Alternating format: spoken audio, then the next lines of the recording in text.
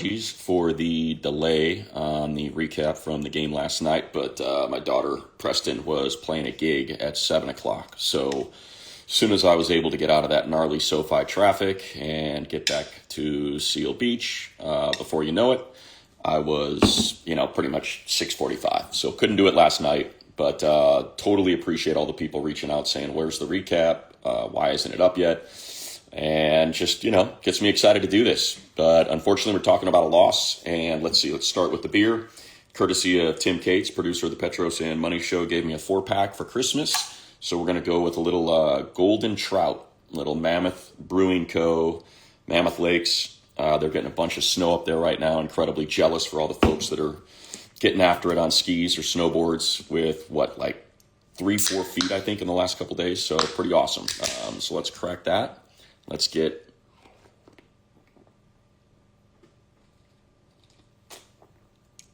a good first sip to set the tone. Oh, look at that. It's got all the signs there for Mammoth. A little camping, fishing, golfing, kayaking, mountain biking, hiking, and rock climbing. So, all right. Game last night. I know probably, 20 hours to reflect on what happened and what it means moving forward. I'll start with the positives. Number one positive for me and why I was so bummed that they lost that game is the best SoFi crowd I've ever seen. Easily the best SoFi crowd I have ever seen for a Chargers game. It was packed. It was all powder blue. It was loud. Shannon Farron during the broadcast said that she was talking to the fire marshals that go to every single game at SoFi, and they said they think it's the loudest they've ever heard SoFi since they've been doing it, and that's, pretty much all the Ram games, all the Charger games. It was an impressive crowd, and I wish the team could have delivered that win for you. I ran into a handful of people that traveled from Denver, from the East Coast, and I would have loved for them to have a celebratory flight home today or tomorrow whenever they're going home on a victory. So, to me, oh, hey, Peyton. To me, the big takeaway is it an outlier or is it a trend, right? Was this game a product of a trend or things happen in this game that you just, wow, what a bad timing. And I think in terms of Cam Dicker, I know, look, you do that and the NFL memes, IG, and all those spots are going to get after you, but how many games has that guy won for the Chargers? So don't know what was going on there. First ever miss in his career from inside 40 yards, first missed extra point of the season. The team loses by 4. That's not a trend. I'm not worried about Cam Dicker going into the playoffs whatsoever. That guy has made so many freaking nails kicks. Specifically think about the Philadelphia game, Kansas City game, and those conditions. So that part of it, not an issue whatsoever. And I'm sure he'll reflect he's got such a great demeanor, disposition, that I don't think it's going to affect him one bit. So push that aside. The J.K. Scott thing was weird. I don't know what was happening there. And again, is that a trend or is it an outlier? It's an outlier, but I think all of the incoming that Cam's taken, he's doing J.K. a favor because after those first 2 touchdowns, the next 6 points came off what? A 22-yard punt and a 38-yard punt. And that's just not like J.K. And I mean, we're talking about a guy who gross punts, 48, 49, 50 yards. And his gross numbers in this game were, let's see, where are they? 39. Talking about 11 yards less. And both of those led to drives, short drives, by the way, that ended up, if I go play by play, let me see those field goal drives. 29 yards, 24 yards. So if you can put some leg into that, like we've seen him do repeatedly, those 6 points probably don't go on the board.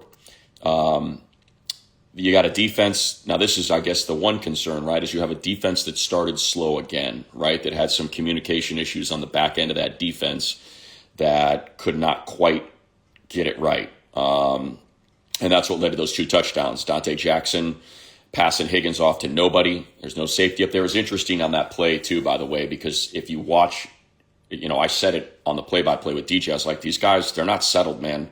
and there was just a lot of pointing and trying to get things figured out of what coverage they were going to play. And next thing you know, you've got no safety. They were playing single high, I think, on that.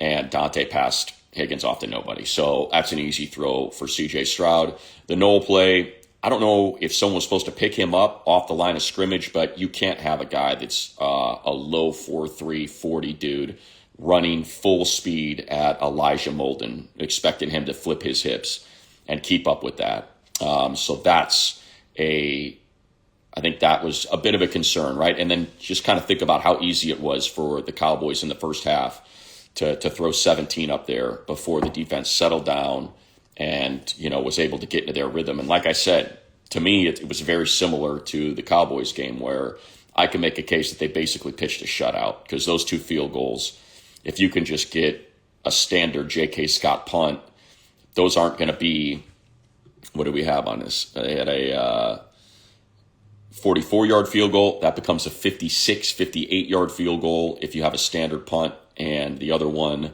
was from 41, so that's like a 52, 53. If you just get those extra on, that was the 22-yard punt. So just put 20 onto that. Now you're punting it away. It becomes a 61-yard field goal. It becomes a punt if you just get a regular punt off on that. So love what Jesse Minter does and how the defense responds when faced with a little bit of adversity. I thought C.J. Stroud was average at best. I missed a lot of throws. I was a little worried about the pass rush. For a team that was down both Trent Brown and Ursery, their starting tackles, they kicked Howard out to one tackle, their swing tackle, Blake Fisher, to go through the numbers. And let me look here. I mean, it looked like what you would assume it looked like for the Texans, 15 pressures and 12 hurries and 2.5 quarterback sacks for Will Anderson and Danielle Hunter, right? They came in as the top pass rushing duo in the league. I think that Khalil Mack and Thule are in that conversation. So you've got 15 pressures, 2.5 sacks. Thule and Khalil, 4 pressures, 0 sacks, and 4 hurries. So 12 hurries to 4, 2.5 sacks to none, and 15 pressures to 4. To me, that's something that I would have liked to have seen been a little bit more even. Now, look, the team still came up with 2 interceptions. And unfortunately, trips to the red zone. It was just such a weird game. The only blemish on the Texans' resume is red zone defense. Everything else, they're top 5. They're top 5 in everything. Red zone defense are like 23rd. They allow a 60% touchdown rate on red zone trips. It's one of the worst marks in the league. I mean, to put that in perspective, the Chargers allow 37% in the red zone. So to get 3 trips down there and get 3 points out of it prior to that touchdown toward the end, 3 trips to the red zone, 3 points, not even 9 points, all field goals. Instead, 3 points. That's backbreaking. So I guess I kind of lay that all out to say that they played well enough they really played well enough to win. I don't think they were totally outplayed. It was just all self-inflicted wounds and lack of execution, maybe a little bit of a lack of focus, and not making sure every single detail was squared away. You've got an interception, ball is right on the hands of Gadsden. I know it's a little bit of a heater, and it's one thing to be throwing that to Keenan or Ladd, a wide receiver, but he's sure-handed, man. So, and he knows. That's a tough one. You're at the 2-yard line with a 1st and goal. Instead, it's an interception. You miss a chippy and you miss an extra point, you lose the game by 4. That's just weird stuff. So my takeaway on that is that, Herbert was able to get comfortable enough to navigate the pass rush. 15 pressures from, the top 3 pressures were 20 between Sheldon Rankins, Will Anderson, Danielle Hunter. And Sheldon Rankins has not had a great season in terms of pressures. So that was a bit of a bummer. All right, so kind of big picture stuff. I'm trying to think of this. Oh, how about Quentin, by the way? Just to me, that's a huge takeaway. Here's a guy that, I know that the big 60-yarder came up against Tremont Smith and not Kamari Lassiter, but I thought he started, kind of working Kamari Lassiter pretty good, and I'm a little disappointed in the officiating. I thought Q was pretty much getting held and impeded on a lot of routes, man. Lassiter is very handsy, and that's fine if you're going to let that stuff go, and that's how the game's going to be played. You're just going to allow it to be a physical game. But then I thought in the fourth quarter, all of a sudden these flags start coming out, and it's like, wait a minute, we got 3 quarters of play where Lassiter is pretty much roughing up Q this whole game, and you're just sort of letting that stuff go.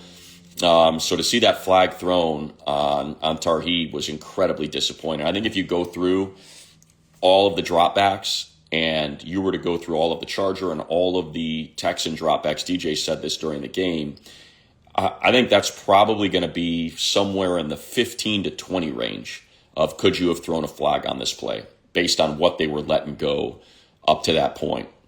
So that was incredibly disappointing that Justin Herbert couldn't get the ball back in his hands for an opportunity to have a touchdown drive with over 2 minutes left to win that game. That was a huge bummer. But at least I felt like the defense put him in that position, right? That sack was wiped off the board when they had to have it. As Coach Harbaugh says, be at your best when your best is required. I thought they were. And I thought that was a pretty bad flag. On top of that, what led to one of those field goals was the flag on Dayon, and that's just unacceptable. Completely and totally unacceptable flag to throw. I'm sorry, but you cannot when Stroud is just that ball is barely out of his hands, and Dayon's got his head up. He's wrapping up to try to affect that throw that would lead to an interception, and to throw a flag for body weight on that is just insanity. We actually bumped into Mike Golick and Ryan Radke, who called the game for Westwood One on the way out, and Golick was like, that's just, you can't throw a flag on that. It's impossible in that moment for a defender who is blitzing from linebacker depth, running full speed, to somehow back off when the quarterback still has the ball. So for Craig Rolstad, F- for your crew, considering the impact of those calls in that game, because that was a 3rd down, and they would have been punting from their own 25 instead of getting the 15 yards to put them up at the 45, or so I think they were at the 28, and it put them up to the 43 or something like that. So instead of starting that drive from the 2 that led to that terrible punt and a field goal, from a punt that landed at the Charger 46, you're talking about them punting and the Chargers having field position somewhere around the 30 instead of the 1. So just brutal by Craig Rolstad and his crew. I thought they were terrible. Those are 2 terrible calls. So overall numbers before we get to y'all, and I appreciate everybody that I talked to. I was so, just beyond stoked on how great the atmosphere was at SoFi. Chargers 6 of 15 on 3rd down, Texans 3 of 11. Chargers played a pretty clean game, but 2 back-breaking penalties. The roughing, the unnecessary roughness, and the defensive holding that gave them 2 first downs. 16 to 16 in first downs. The interception is just an unfortunate error by Gadsden, but and they forced the 2 interceptions on CJ where he just didn't see it. And I think that's what you have to do with him. Don't play man, play zone, cloud the picture, and I think you can get him. Possession was even, 30-20 to 29-40 in favor of the Texans. So. Last thing. So this was going to be full on, I'm looking at this through a lens that's this shade, this powder blue shade. I can make a case that, let's play out let's play out the hypotheticals. They win this game. They go to Denver for a Week 18 showdown for the AFC West title, right? Jacksonville won today. Houston would have lost, but Jacksonville would have still been playing in that final week because they would want the 2 seed as well, right? So you're talking about fighting for the 2 seed. So you go to Denver, worst case scenario, right? I'm pulling up the standings right now, so I want to make sure I got all this right. So worst case scenario is the Chargers beat the Texans. They're 12-4. They go to Denver and they lose. And the Texans win and the Bills win. So now you're the 6th seed You're going back to Denver, or Denver's now coming to you. And you know how physical that defense is, what that game's going to look like.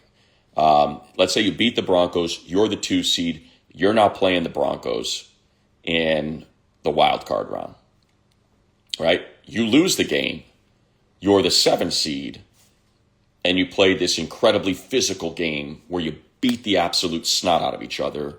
You've lost.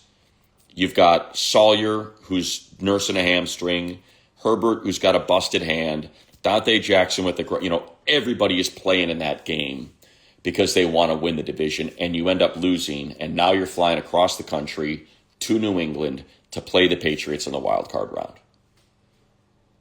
You lose the game to the Texans. I would be floored if anybody is playing in that game in Denver. Instead, this is a bye week. Everybody, Herbert, rest your hand. All these receivers, Q that was out of a game 3 weeks ago, get everybody right. Get everybody right. Your offensive line, Trey Pipkins, who just came off off IR, get your rest. Sawyer's got a week to nurse that hammy and be good. Mekhi Becton, who missed a handful of snaps but then came back out. You can work through that and figure out what makes the most sense on that offensive line. And, you can kind of rest everybody. Elijah Molden, who's been nursing injuries all season long. RJ Mickens might have an opportunity to come back because you're not playing. But because I think all those guys play in that Week 18 showdown for the division because you want to win the division, right? For the first time since 2009, of course you want to win the division. But now that that's off the table, I think you have an opportunity to rest these guys. Patriots are obviously going to be playing all of their guys in Week 18 after getting the victory today. They're playing a Dolphins team. I think the Dolphins might have won today, right? Or did they? I feel like they did. Sorry, I'm just kind of looking at it right now. Dolphins. Yeah, Dolphins knocked off the Bucs. So they're obviously still playing. They're trying to evaluate all those guys. And, of course, they want to make life painful for the Patriots. I still think the Patriots are going to smoke them. They're a really good team. I'm not saying that's going to be an easy game by any stretch if you play the Patriots in the wild card. But I think with a bye, with an opportunity to rest these guys, to take on a Patriot team that, let me pull up their numbers here, that I think if you were to go through all of the teams in the postseason, all of the potential opponents that you could have, as it's all set right now. So if you've got the Texans, if you've got the Texans, Bills, Ravens, Steelers, either one of those, Jaguars, Broncos, and who am I forgetting? Jaguars, Broncos, and who am I forgetting? East. Patriots. So Patriots is the one I'm talking about.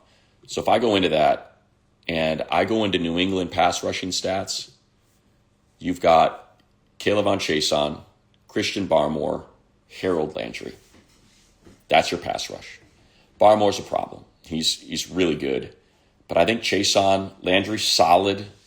I think when you think about what the issue is for the Chargers, protecting Herbert, giving him time to throw, to me, that'd be the group that I would say, all right, this is one where maybe they can kind of give Herbert some time. Perhaps they can give Herbert some time to get things right. Now, look, they've got, they certainly have they've got a solid secondary with Gonzalez out there. Let me see what those numbers are, their coverage numbers.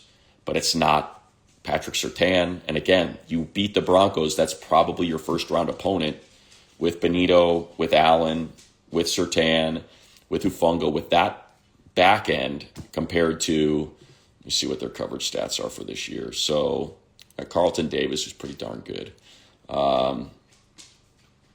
Gonzalez, pretty darn good. But, Jalen Hawkins he's good. But I'd still much rather face that secondary than what they have going on in Denver. So to me, there's my sort of glass is half full, is rest everybody Week 18. Treat it like a bye. New England's got to play because they don't want to slide down. They want to try to win the wild card round and host, the following week in the divisional round. By no means are they going to take their foot off the gas. They want to try to stay ahead of Jacksonville in order to kind of maintain that position where you get 2 home games, not 1, even though you don't get the bye. So that's sort of the way I view it. And then if you win that game, go to Denver, play them for the 3rd time, already beat them once, and see what happens. So there you go. All right, to you, the people. Appreciate all of you. Look at this, a lot of comments. Money. Real J, appreciate the money. This one sucked, Wyatt. Yeah, look, like I said, man, it was a great crowd. It was all lined up for him, and self-inflicted wounds are painful. To lose a game like that because you couldn't execute is a bummer. So, Sherry, you said help us understand. I hope that helped. Herbert is a superhero. Right about that. Absolutely brutal. Nacho Man, tough loss. On to the playoffs. Should we rest our starters? Yes. I've been talking about that, Nacho Man. I would absolutely rest everybody. Loss didn't sting because we were the better team and just beat ourselves. That's a great point, Trent. I feel that way. I do think they were trading blows, and certainly outside of those first 2 drives, they were the way better team. I don't think there's any question. The Chargers were moving the ball and just didn't execute. Missed extra point, missed field goal, interception off the hands of Gadsden that would have been a 1st and goal, and that's 3-6. Potentially, I'll give him a touchdown from the 2-yard line. I think you're punching that thing in against the interior of that line. So you're talking about losing out on 11 points. Missed field goal from 32, missed extra point, missed touchdown, 11 points left on the board in a game that you scored 16. Could have been 27. Rest the starters, going to Denver, smack the Donkeys, wild card. I don't think you're going to play him, Bratcher, on wild card weekend. I think they win and they have the tiebreakers, although I guess it would tell me right now because both teams have 13 wins. And I think it all comes, and by the way, how funny. Oh, no. Are they? No, yeah, they're the 2. So it's common games. How funny is this? Of all the teams, the Raiders. It was their Raider loss in week 1 that did them in. Because, you lose to the Bills, you lose to the Steelers, so be it. But you lose to the Raiders in week 1, and that is what is obviously keeping them out of the 1 seed because it comes to common games. And they barely played the same teams. I think they only had 3 common opponents, and they beat 2 of them. Broncos swept the Raiders. Patriots lost to them. That's why the Broncos are 1, and Chargers is the 7 seed, are likely headed to New England for the first round. Heartbreaking, promising nonetheless. Your thoughts? I feel like I just gave them to you. I'll wave at Peyton there, just in case she's still there. Sit everyone against the Broncos. Yep, no doubt. Mammoth Brewing is nice. Yeah, it is. This is really tasty. Especially for a 2:25 p.m. Golden Trout Kolsch. Tough last penalty. I'm with you, man. The real Ryan DeVore. I'm with you. I thought it was a terrible flag from Craig Rolstad. Absolutely terrible. And again, could you make the case? Yeah, but not based on the way they were calling that game. Not with what Lassiter was getting away with all game long and how handsy he was and grabby he was all game long. To throw the flag on that, it's just, you've got to be consistent throughout the course of the game. And I thought that was very inconsistent. I thought there was a defensive holding on the Texans too toward the end of that game that was very ticky-tack based on how they were letting them play. So again, both ways, I just thought brutal. All need a beer or 3 from Rip. That's right. I love Rip. Can't recommend that enough. They got great. It's a great smash burger, great pizza, great people. Love that spot in Huntington. Closed for an avalanche, says Smithy. That's right. I did see that. That they were closed for a couple days. So, and I believe there was a ski patrol that was in serious condition. So hopefully that works out all right. Way to show up, Charger fans. Had flashbacks to Qualcomm, seeing the Powder Navy standing and cheering. Right on, Ninny. Glad you were out there. Glad you were being loud. It was a great atmosphere. And that was my only disappointment. And that's why I'm happy they rallied back and made it a game when it was 14-0 and they couldn't get anything going on offense. And it's 14-3 after they get the interception and they can only get 3 out of that. And you could just feel there wasn't a lot of life in the crowd, and it's like, man, all these people showed up and they're loud and they want to be part of this game. So I was happy that at least they made it a game and were allowed the crowd to stand and cheer and be loud on third down, and it was awesome. So I'm at least happy that was able to kind of get put together. So much happened, almost there. Looking at them getting that monkey off their back and going on a run. I'm with you, man. I think this team is good enough to go on a run. Not a bad loss. All the mistakes, exactly, says Edwin.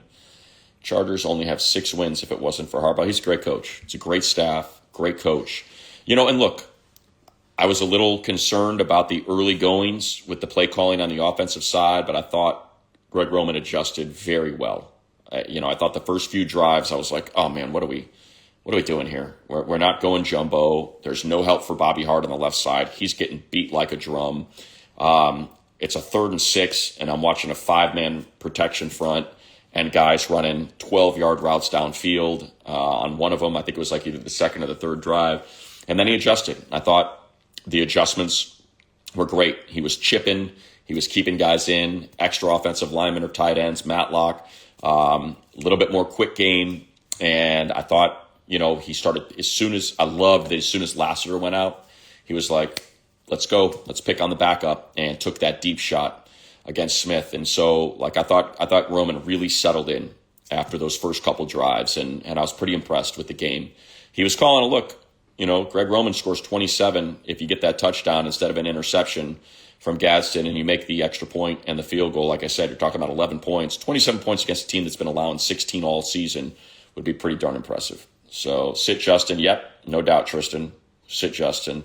Familiar over football, but a bummer outcome exactly. Yeah, like I said, my daughter was playing Hennessy's here in Seal Beach, so had to hit that up. Didn't want to miss an hour of it. Instead, got down there for 3 hours, and there were some good people watching there, let me tell you. Got to see Justin turn into Superman, no doubt, as always. Hearts for my daughter. Hearts back to you. She's driving back from Beverly Hills Cheese Company. Very excited about that. I think she's bringing me some cheese to pair with my Kolsch beer. What's going on with Ladd? Used to be a man beater. I think he's just not getting targets, Trent. To me, you have got to feature that guy. I don't know. I don't have an answer to that, to be honest. I think he is, to me, I think he's plenty good enough to be getting more targets than he is. And it is truly baffling as to why he's not being targeted more. So, I guess that's my takeaway from that.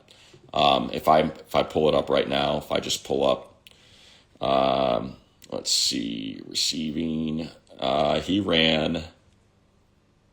No, I don't want that. What's going on here?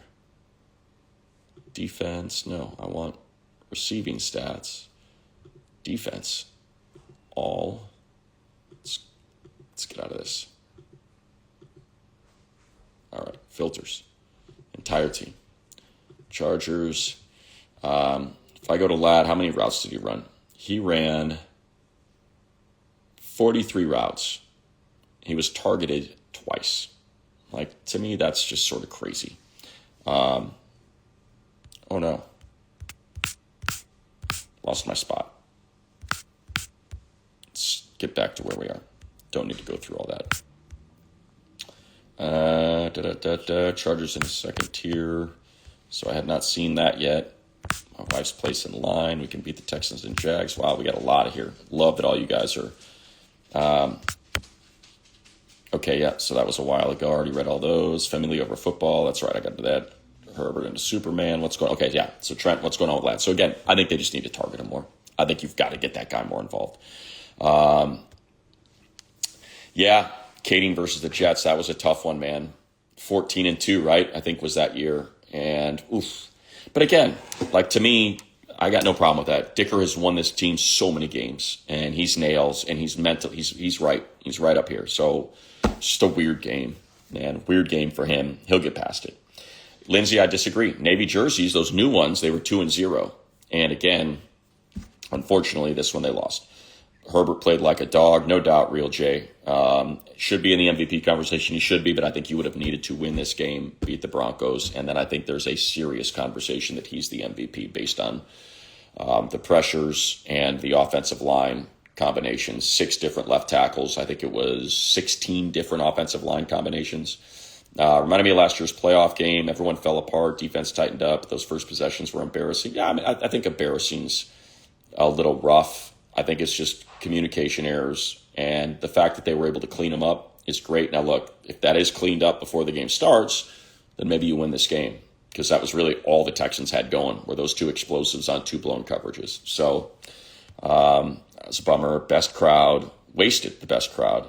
Yeah, again, like I said, I think the fact that they rallied back and were able to get that crowd involved was very exciting and encouraging. And I hope they keep coming out. I would love to have delivered a win for them. But I think those people, all the fans in the Powder Blues that were loud and supportive, you win a couple games in the playoffs or you go on a run and they're all going to come back. And that's exciting to me. Anything can happen in the playoffs. As Joey Donuts can beat the Texans, Jags. Still haven't played our best shot. Yeah, look, they both beat them. I just assume see them in the AFC Championship, right? Go to New England, beat the Patriots. Go to Denver, beat the Broncos. And then, take on the other side of the bracket. Whether it's the Jags, the Texans, the Ravens or Steelers, the Bills, however that shakes out, I'm all about it, man. Passing routes all in the same area. Why? Yeah, I thought I don't think that was the case, Cap. I think, like I said, the first 2-3 drives I was a little concerned with, and then I thought you kind of started getting. I thought Coach Roman really sort of opened it up, and I was pretty impressive. He started moving the launch point. Herbert was kind of on the move a little bit more. They were committing more resources to blocking. So when you're doing that, you don't have as many people out in the pattern, right? So when you're keeping 6, 7, 8 guys in, you got 2 or 3 guys out in the pattern. There's really not a whole lot you can do to try to get those guys to shake free. Need this same Cape Justin in the playoffs, exactly right. Yeah, it's possible that Ladd's been beat up, but again, he's just not getting the targets. And I think, when I'm looking at the routes, I think let me see if I can just kind of get through some of these. I don't think, here he is let's see, where is he? He is on the outside of the numbers, and he's open. Like, I'm watching this first one, he's open, but Bobby Hart gets beat inside of 2 seconds. So there's no target there. There's another one. He's one-on-one with Lassiter. No, he's one-on-one. Actually, he's got that was just a quick screen. That was that quick motion to Trey Harris. So not a Ladd target there. Here he's in a little bunch with Q, and he's open in the middle of the field. And guess what? Herbert is unblocked. And who was that? Yeah, it's a stunt between Mekhi Becton doesn't pick up a stunt. Ladd's open in the middle of the field, and that's like he's in a soft spot at the Texans 45 on a 3rd and 5 from where? From the Charger 46. It's like he doesn't need to be that deep. And that was one of the early possessions. Like if he just breaks that off inside. Anyway, special teams nightmare it was, P. Daddy. What do you think we can do behind this OL? It's just crazy how bad they've been. I thought they cleaned it up toward the end. Bad holds, were they bad holds on the kicks? No, I don't think so. I can go back and look at them. I think he just, it was weird, man, because that one, he just snapped it. Let's see, kickoff, personal, where are you? Here we go. Field goal, let's go to attempts.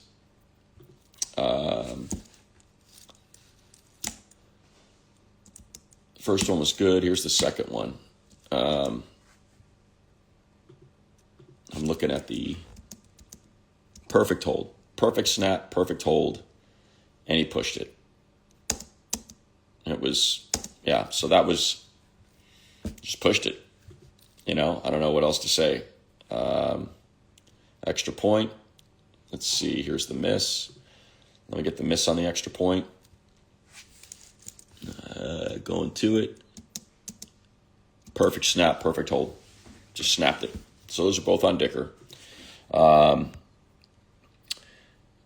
Yeah, I don't think it's crazy to say that, Nihad. I think New England is very good. You don't win that many games, even with the softest schedule in the league, without being a good team. They're a good team. But to me, it's just, styles make the fight.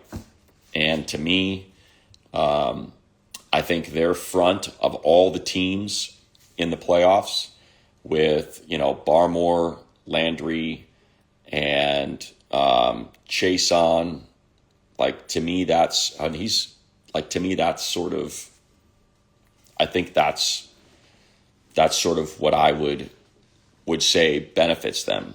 I shouldn't say benefits them, but to me, that's the best case of all the potential opponents. To have that front against this offensive line is sort of my number one concern. When you look at the way the playoffs are laid out, Broncos with Benito and Allen, Jaguars with Hines Allen and Walker, Steelers with TJ Watt and Highsmith, the Texans obviously with if you were to win the division, if you beat the Texans and then beat the Broncos, you're either going to play the Texans or the Broncos in that first round. To me, I would much rather face that front of the Patriots on the road than that front of the Texans or the Broncos, I think, at home. I think that lays out better, and that's sort of why I said, that's why I thought, it was what it was. I would rather play New England, bold guy, than Jacksonville for Wild Card Weekend, just because of the front. Same deal. And a quarterback that hasn't been in the playoffs yet. The playoffs can be weird. Think about Justin Herbert's debut, right? Up 28-0, and you lose the game. Things get weird. It's just, the playoffs are strange. Marico, Herbert's in his Stafford Lions years. I don't know about that. I think it's, let's see what happens in this postseason. Let's see what happens. And again, in the case of Stafford and Herbert this year, how would we feel about Herbert this year? What do we think this looks like if Slater and Alt are healthy all year?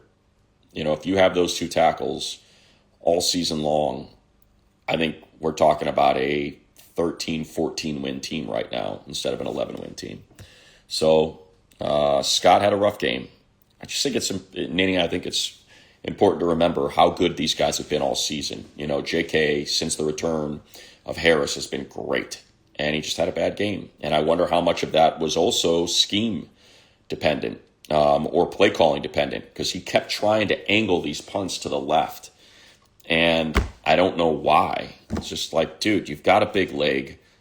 Boot the hell out of that ball. Your defense is playing great. So, JK, yeah. Clayton, this game is drunk. DJ was right about that. Next year's the year. I think this year can be the year, Giuliano. I really do. OL, serviceable. Yeah, Sawyer, I think we didn't realize how important he was until this last game. But I thought Deculus played a lot better than Bobby Hart. So if Sawyer can't go, I don't think there's any question that Deculus is going to be out there. And I would almost think about playing Penny at right guard. I'd really think about that. All right, here we go. I don't know what's up with these guys. Need a new punter next season. JK's been solid. Since the return of Josh Harris, he's been great. So it was just and again, I think a lot of that you'd have to find out from the coaches, from Coach Ficken, if he was asking him to angle those punts to the left, as opposed to just doing what he's done in every other game this season. See, there we go. Vadim, you're echoing what I said. The Broncos and Chargers would beat the snot out of each other in Week 18 and have nothing left for the playoffs, so get some rest. Holding my wife's place in line at Victoria's Secret when the game started. I looked at my phone and we're down 7-14. Yeah, it was quick, Taco Cat. It was absolutely a quick one, and it was just busted coverages.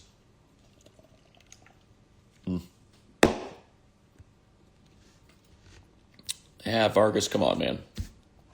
Think about how good Arande's been as a rookie tight end, how good Cam Dicker's been, and how good J.K. Scott have been. Just to kind of attack him is crazy. Any chance Alt is back for the playoffs? No. No chance. He is on season-ending IR. Bobby Hart had a rough go at the left crowd. Crowd shut up big, no doubt. Defense settled in. 10 minutes, score 14 points. No, it took him 6 minutes, Tony, to score 14 points. Mishaps, outliers, crowd, They did not leave early, 0 dark 30. I was there, and they were there until the final penalty. They did not leave until that penalty on Tarheeb Still. So that is an incorrect statement. Still seemed like the better team. I thought they were. Odd game, wasn't the playoffs. That's right. The refs were sus, spotted on 2 touchdowns. Yeah, I think that's the important part, right? Is you can't point to the calls when you got 2 busted coverages that gave up 14 points to a team that averages 20 per game. Beat ourselves, bolt up, chance to, what did that say? Be undefeated in the playoffs. Exactly right. Chance to be undefeated in the division. I don't think that's going to be the case, actually, Cap.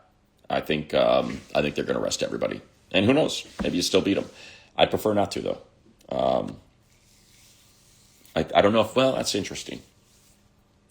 Because if you beat the Broncos, the Jags beat them. So let's say you beat the Broncos, you would end up going to Jacksonville, I believe, unless the Colts beat the Texans. Then you'd be the 6th seed and would head to Denver. So I don't think there's any chance at the 5 because the Bills won today and they're losing 10-0. So actually, that could be interesting if the Chargers and Bills end up with the same record. And the Texans would jump to the 5. Anyway. Let's see what else we got. Get Lattimore involved, I agree. Run scheme yesterday, turning Hampton into a Kyron Williams. Should be breaking off 25-yard runs. Yeah, I think, again, it's the best defense in the league. So let's not forget that. Look at what he looked like against a bad defense and the Cowboys. Like, the Texans are 1 of 1. It's truly one of the best defenses I've seen in the last 5 years. Kalen Bullock and Petrie on the back end with Lassiter and Stingley. Al-Shaair is a menace. He is a tackling machine. And that front with Anderson and Danielle Hunter, like, it's a legitimately top 5 defense of the last 7-8 years. So you can't expect it to look easy. Can't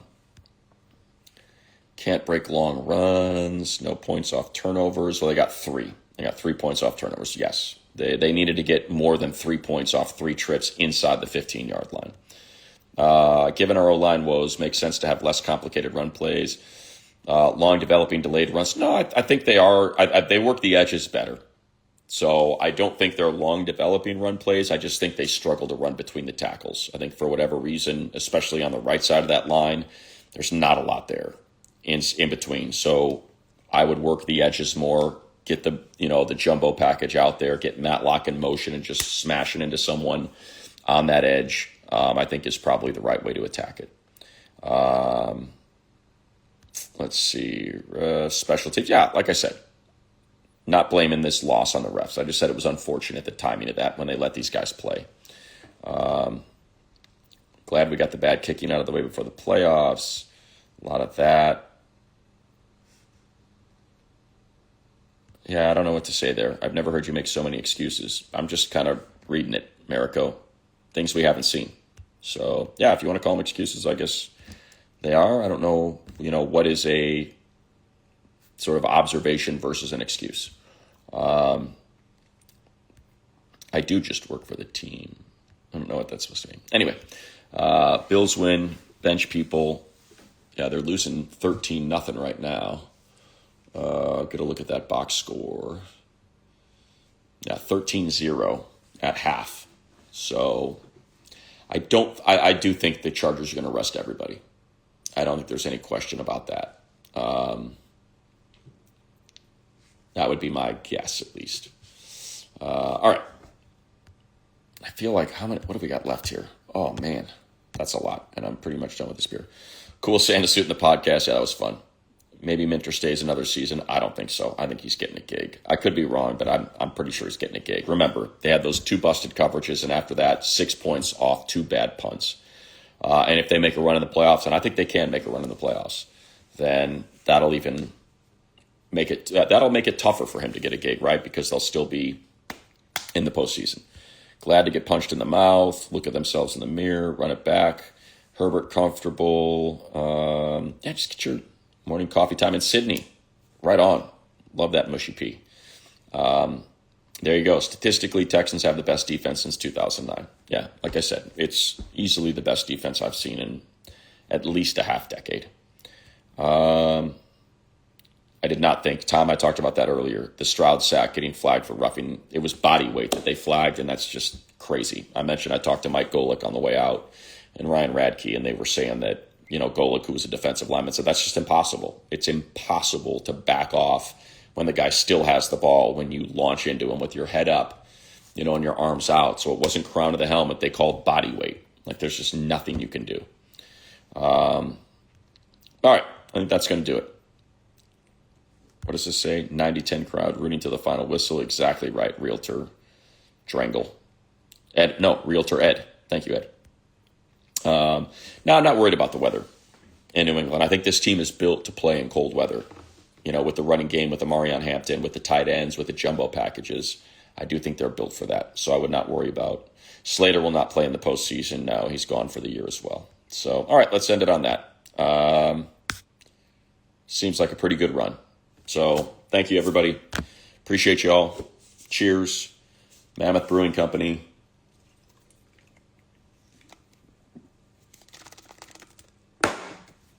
That's going to do it. So thanks again. And again, a huge tip of the cap to all the Charger fans that showed up at SoFi. It was an awesome crowd. I just wish that they would have delivered a win for all you. All right, Susie. Appreciate you. Merry Christmas to everybody. Yes, thank you, Mariko. Merry Christmas to all of you. Happy New Year to all of you. Be safe out there. New Year's can get a little sideways, so please be careful out there. Appreciate y'all. And we'll do it again next week.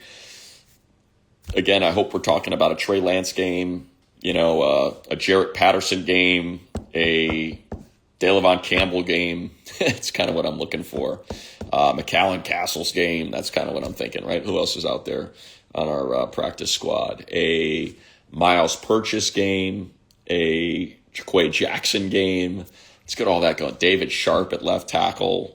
Can we get Eric Rogers at corner? Like all that sort of stuff. So, all right. Appreciate y'all. We'll do it again next week.